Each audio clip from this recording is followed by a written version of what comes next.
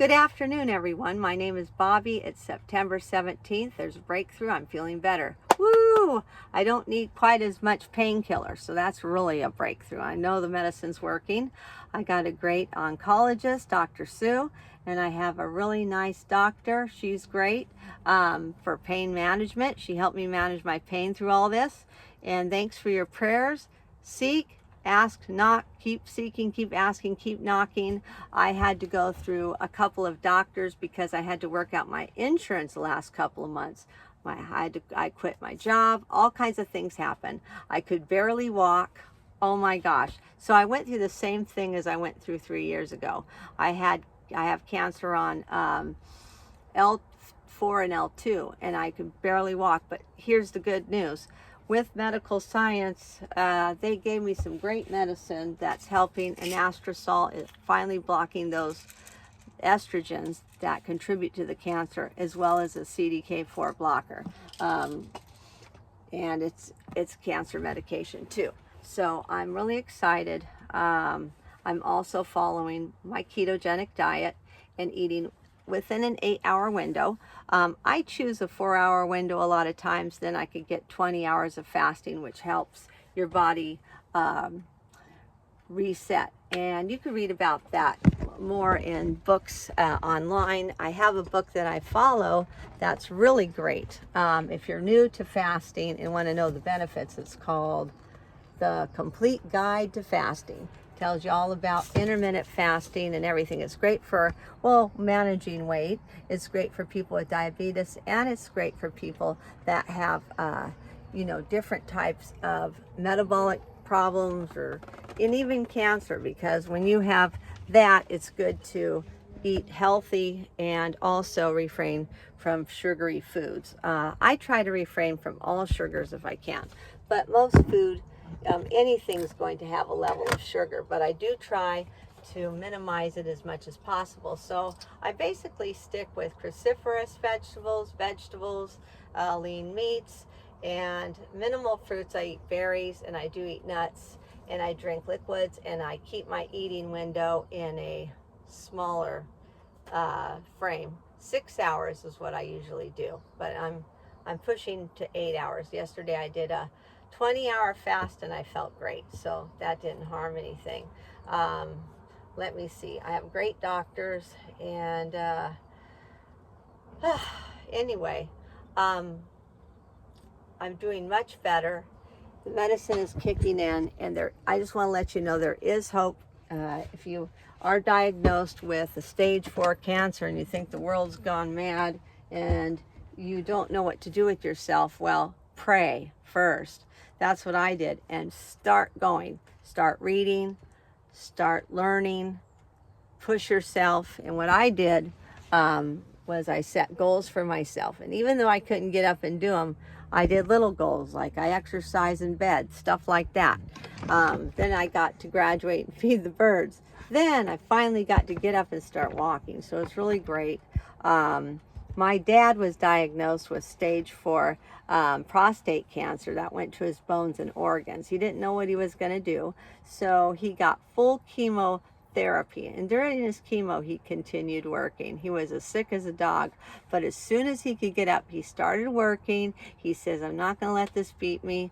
And today, he's 81 years old. It's 5 years later, and his markers are cancer free. Of course, he does take a testosterone blocker, and he is monitored by the cancer doctor. So it's very important to be monitored by your oncologist. One mistake I made when I kind of went on my own to try to beat cancer, I didn't monitor myself, and I didn't take my estrogen blockers, and my markers went up. I thought everything was going great. All the markers were down, and then whammo. So it's important that you stick with a program, and if you're, be sure to communicate with your doctors. Make sure you know what's going on, they know what's going on, and keep learning and keep seeking, because when I just got my doctor, God helped me right in time. I was praying and praying and praying,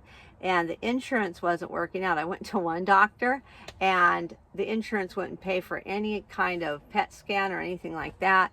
So I tried another doctor, and I had to wait, and then I started getting more pain, and I thought, oh gosh, I gotta go to another doctor. They gave me medicine, everything. My insurance wouldn't cover most of the stuff, and it was going to get me out of pocket too much because I'm on disability. I go, oh no. So I kept praying, and right in time, right when I got into bed and couldn't get up very well, I got a doctor. I got a primary. She helped me with the pain medication. I finally got to take medication for the pain I was having. Oh gosh, God works in mysterious ways. And God can work through doctors. God can work through people. So I would say this, keep praying and just see how God works. He works, I think, honestly, when you pray, he works in different ways. He could use a medical doctor. He could use just any kind of situation. But you have to have faith. You have to say, you know, okay, I have the medical doctor. Maybe I wanted to go natural. This is like me. I wanted to go natural with my cancer healing, but I don't have a lot of money. But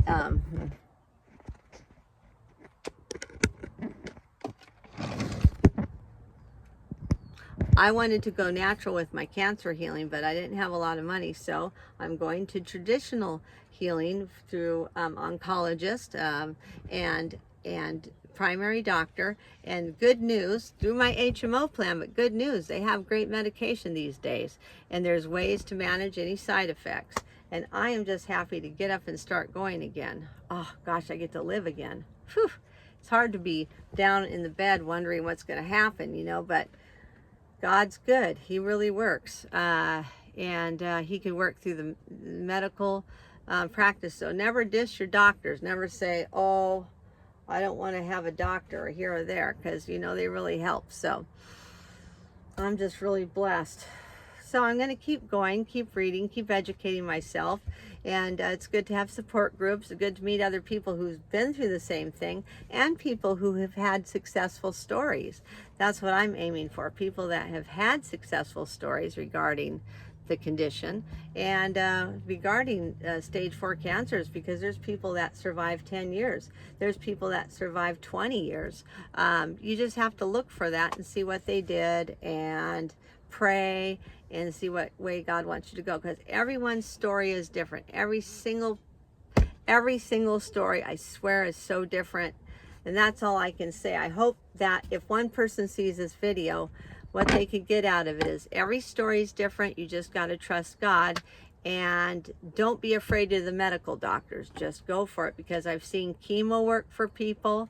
I've seen people use methods for chemo that help by fasting before, during, and after. You can look that up if you want. But I've seen people go through the chemo, like my dad. He was 78, went to all his bones, killed the cancer. He remained cancer free. He's 81 and he looks great. So, I mean, yeah, he has to deal with some of the side effects of the medication a little bit, but he's doing really well. He's 82 now. He's still living. So that's really awesome. And I hope this story resonates through someone, that it could be a ray of hope. Anyway, there is a ray of hope. There is hope out there. So thank you for your prayers. And again, these are unrehearsed videos. So I just hope they're not too long. But it's just me talking. And I appreciate the subscribers. Thank you for subscribing. I hope these videos help you. And if you could get anything out of this: prayer, good diet, exercise, pray for your doctor, pray, keep seeking, learn more. There's a lot of good books. There's also support groups. And it's good to be around friends, and just pace yourself. Don't overdo it. Make goals. You know, set goals for yourself again. Be hopeful. Anyway, I hope you have a great day, and I'll talk to you again soon.